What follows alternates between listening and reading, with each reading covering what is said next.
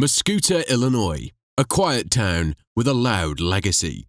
For 3 years, the name Melee in Mascoutah has meant one thing: chaos with consequence. This is the story of Melee in Mascoutah 3, keeping the tradition alive. When technique meets tenacity, the result is rarely civil. Jerry Morgan, a shooter in name and in method, undefeated by pin or submission in an NGW ring.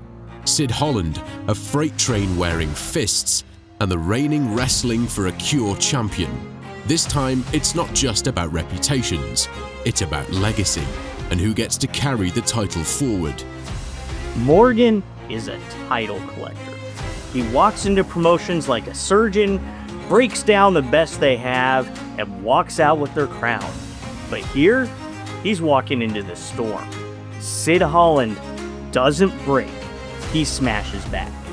He's not just defending a title, he's defending NGW's honor against a man who's never been pinned or submitted in NGW. 2 unstoppable forces, 1 championship. And when they locked up for the first time, you could tell something had to give. One team fights for legacy, the other fights like it's 800 AD. The Fam, disciplined, respected, champions. The great heathen army, barbarians with boots, chaos in every blow. But this isn't their first war. Let's not forget, the last time that these teams clashed, it was the first ever NGW TLC match, and the first of its kind right here in Mascoutah. It wasn't a match, it was a battlefield. The Fam rose from the wreckage, belts in hand. But the heathens, they'll never forget what was taken. And when the bell rang this time, all hell broke loose. It started with a stare down, then came the taunts, LVK in the crowd daring Reinar to make a move. Reinar shouted back, "Come on over, hit me," and eventually he did. At Madness and Mayhem, LVK didn't just get involved, he changed the course of a match by pulling Reinar off the ladder in the middle of a TLC war. Now there are no ladders, no distractions, just 2 men and a long memory. This right here, this is a grudge match, straight from the days of Memphis or Mid-South. When you wrong someone in front of a crowd, that crowd remembers. LVK's mockery turned into interference, and interference turned into full-blown animosity. Now they meet one-on-one, no ladders, no chaos, just fists and fire. That kind of fight doesn't need a stipulation because the hatred is enough. To crown a champion is to carve a name into the walls of history. Lexi Green conjures fire. Cassandra Golden delivers unshakable power. So Lexi's what we used to call a spark plug.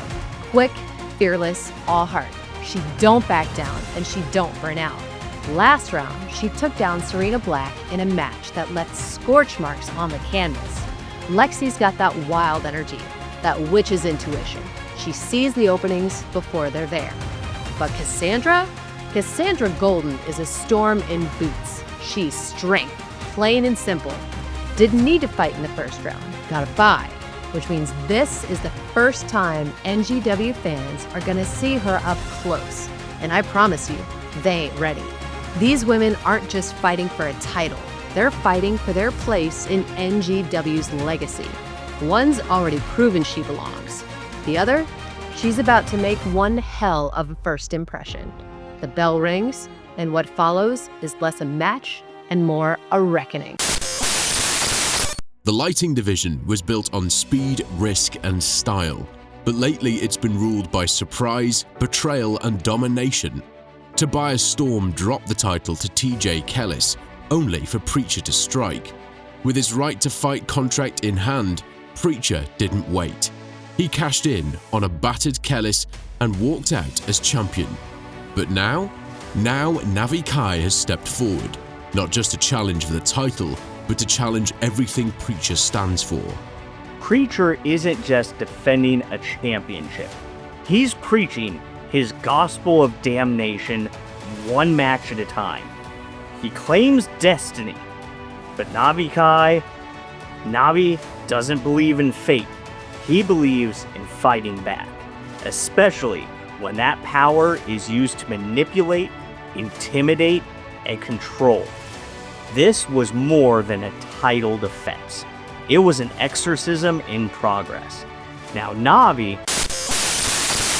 When you walk into a church of violence, you don't get hymns, you get Manson. Newest converts to the gospel of damnation. His opponent? Unnamed, unprepared, unlucky. Now, there are matches, then there are baptisms. And Manson, he was the one holding the water. We didn't know who was stepping into that ring, but we knew they would not walk out the same. And everyone knew they were stepping into the gospel's darkest sermon yet. When everybody walks through that curtain... They call themselves the Pretty Young Things, a name that echoes with swagger, speed, and superiority. At the front of this flashy freight train is Playboy Double H, now the reigning NGW heavyweight champion. At his side, Tobias Storm, dangerous, psychological, stealing the spotlight every chance he gets. But standing across the ring is the man who never lost the title, Chris Cade, back from injury and burning for redemption. And with him, Ricky Cruz, the King of Chaos, who just can't escape the gravity of PYT. When you strip away the lights and the entrance music, wrestling's greatest stories are about what was taken and the lengths that men will go to get it back. Cade's injury didn't just cost him time, it cost him the championship. And now, in his first war back, he's got the champ in his sights.